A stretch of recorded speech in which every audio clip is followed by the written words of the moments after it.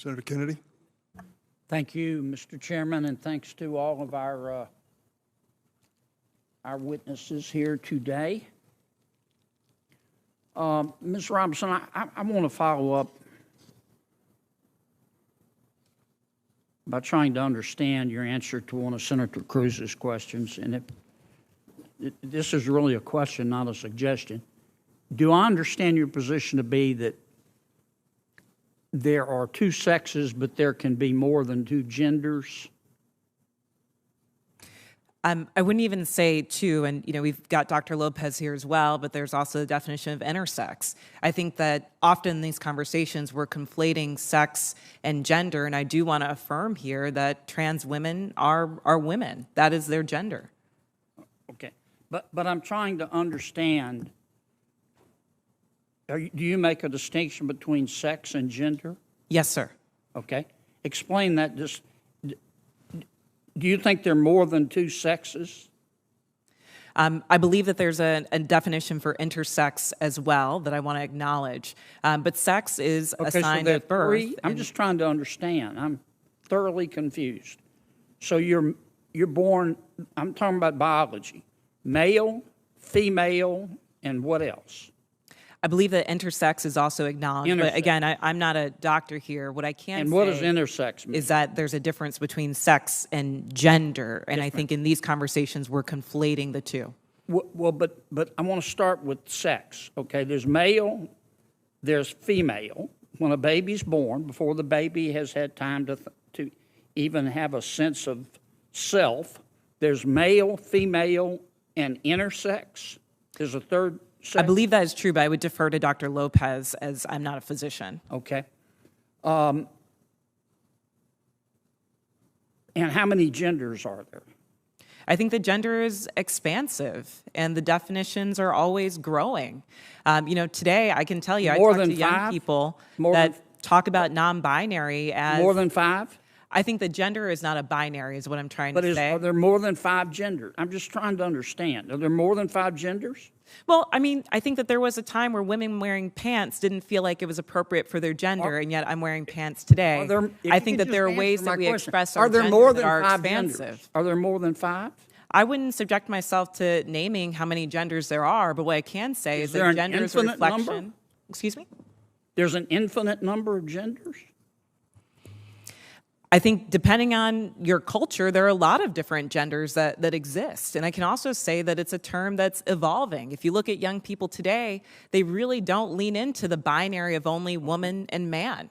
So I think that it's incumbent upon us not to legislate on this, but create space for them to explore what their identities are, what their gender identities are.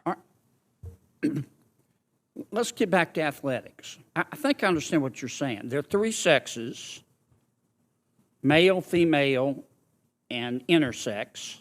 I believe that to be true, but again, I'm not a physician. And there are an infinite number of genders, because gender is a mental state. Gender is about expression, and I think that there are a variety of ways that you can express your gender. Okay, so there's infinite number. All right, let's go back to the biology. Male, female, boy, girl, okay? Biologically, do males have an advantage over females biologically in sports? Again, I'm not a physician, and I can't speak to that. What's your real-world experience? It depends. There are some people who are born male that I'm faster than if I were to sprint against them, and some that I'm not. Some males that are taller than some women, and some that are shorter. You don't believe that a biological male has a physical advantage in sports over a biological female? Not as a definitive statement. Give me an example. Well, no, I don't think. How many female members of the NBA do you see? Well, I can say that, there's been this news article about men that think that they could beat Serena Williams in tennis, right? That they think that they could actually score a point on her. And it's just not the case. She is stronger than that. What's your experience, Ben? Male, female? Both Serena and Venus lost to the 203rd ranked male tennis player, which they're phenoms for women. My experience, my husband, he swam at University of Kentucky as well. In terms of accolades and in terms of national ranking, I was a much better swimmer than him. He could kick my butt any day of the week without trying. Okay. I just think, Ms. Robinson, I'm trying to understand where you're coming from. I think you lose a lot of credibility when you don't concede that a biological male has physical advantages over a biological female. I mean, I just think that's a proven fact, and you really hurt your credibility. I understand you want the world to be a better place. I do too, and I don't think people ought to be discriminated against because of an immutable characteristic. I don't. And I think that I think everybody ought to be free to be themselves. And what you do in your bedroom or what I do in my bedroom with a consenting adult is nobody's business. But if what I do in my bedroom with a consenting adult, if I decide I want to tell somebody's child about it, then other people have rights too. And I think parents have rights.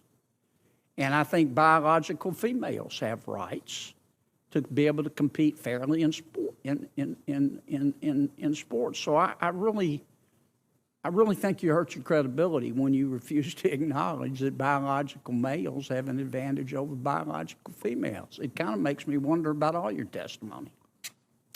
Thank you, Mr. Senator Chairman. Kennedy. I'm sorry, go ahead.